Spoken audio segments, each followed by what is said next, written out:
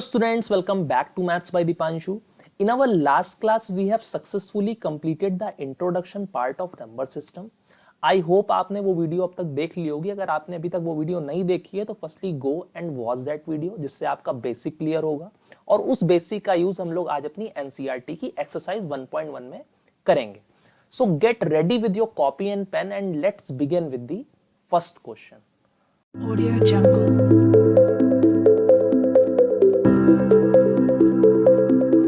So our question number first is 0 a rational number?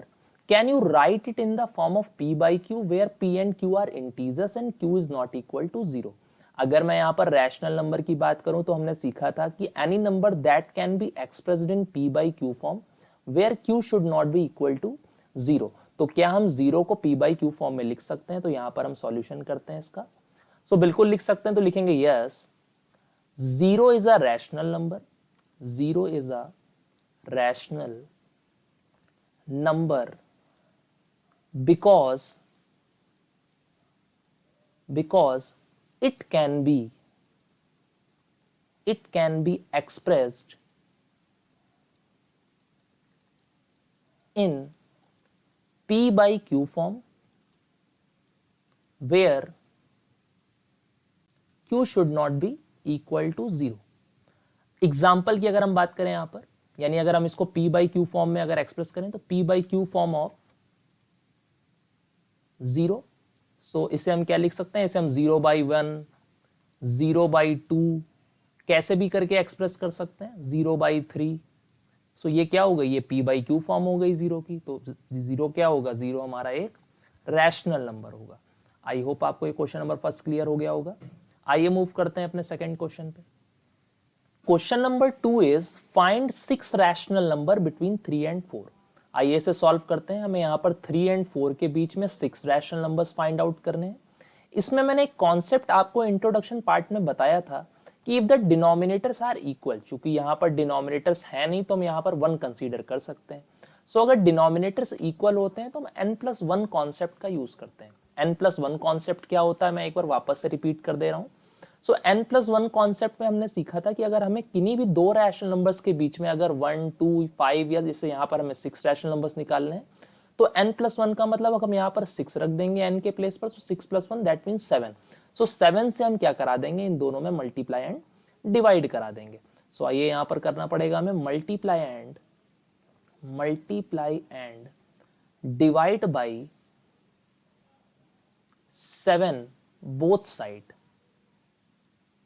सो यहां पर अगर हम 3/1 को मल्टीप्लाई 7 एंड डिवाइड बाई 7 करेंगे तो यहां पर 4/1 को भी multiply by 7 and divide by 7.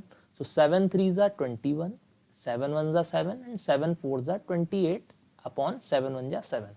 सो हमें इसके बीच में 6 रैशनल नंबर्स निकालने हैं तो यहां लिखना पड़ेगा 6 rational numbers between 3 and 4 is equal to 22/7, 23/7, 24/7, 25/7, 26/7 and 27/7. So these are 6 rational numbers between 3 and 4. I hope आपको ये क्लियर हो गए होंगे. आइए मूव करते हैं क्वेश्चन नंबर 3 पे. Question number 3 is find 5 rational number between 3/5 and 4/5. सो यहां पर भी हम देख सकते हैं कि डिनोमिनेटर्स आर इक्वल, कि डिनोमिनेटर यहां पर भी क्या है? यहां पर भी डिनोमिनेटर्स इक्वल है. सो सेम कॉन्सेप्ट का यूज करेंगे. n+1 का हमें यहाँ पर 5 रैशनल नंबर निकालने हैं तो n+1 अगर यहाँ पर यूज करेंगे दैट मीन्स 5+1, यानी हमें 6 से both side multiply and divide कराना पड़ेगा. ये करते हैं इसको multiply and divide by 6 both side. So 3/5 को भी यहां पर 6 से मल्टीप्लाई एंड 6 से डिवाइड करेंगे एंड 4/5 को भी 6 से मल्टीप्लाई एंड 6 से डिवाइड करेंगे. सो 6 3 जा 18 एंड 6 5 जा 30. सेम एज इट इज यहां 6 4 जा 24 एंड 6 5 जा 30. अगर हम 18 और 24 के बीच में देखें तो 5 rational number between 3/5 and 4/5 is equal to 18 के बाद आएगा 19/30 then 20/30, then 21/30, 22/30, and 23/30. So these are 5 rational numbers between 3/5 and 4/5.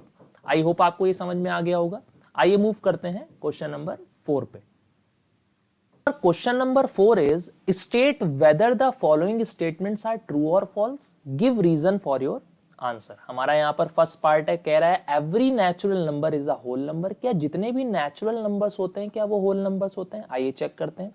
हमने पढ़ा है कि नेचुरल नंबर कहाँ से स्टार्ट होते हैं? 1 से स्टार्ट होते हैं. तो यहाँ पर देख सकते हैं 1 2 3 4 इस प्रकार से ये इंफिनिटी तक की. होल नंबर 0 से स्टार्ट होते हैं, 0 1 2 3 4 से लेकर के इंफिनिटी तक. सो यहां पर देखिए जितने भी आपके नेचुरल नंबर्स हैं क्या ये होल नंबर्स में प्रेजेंट है? नेचुरल नंबर हमारे 1 से स्टार्ट होते हैं, 1 2 3 4. तो यहां पर भी है 1 2 3 4 इंफिनिटी तक की. तो यहां पर जितने भी हम देख सकते हैं नेचुरल नंबर्स हैं वो ऑलरेडी हमारे होल नंबर्स में प्रेजेंट हैं. इसीलिए ये स्टेटमेंट क्या हो जाएगा? ये स्टेटमेंट हो जाएगा ट्रू. इसका रीजन हम लोग लिखेंगे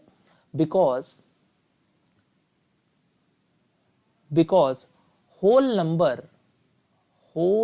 numbers consist all natural numbers. क्योंकि होल नंबर्स में क्या होते हैं, जितने भी नेचुरल नंबर्स होते हैं वो ऑलरेडी प्रेजेंट होते हैं. इसीलिए हम क्या कह सकते हैं that every natural number is a whole number. I hope आपको फर्स्ट पार्ट क्लियर हो गया होगा. आइए मूव करते हैं सेकंड पार्ट पे. Our second part is every integer is a whole number.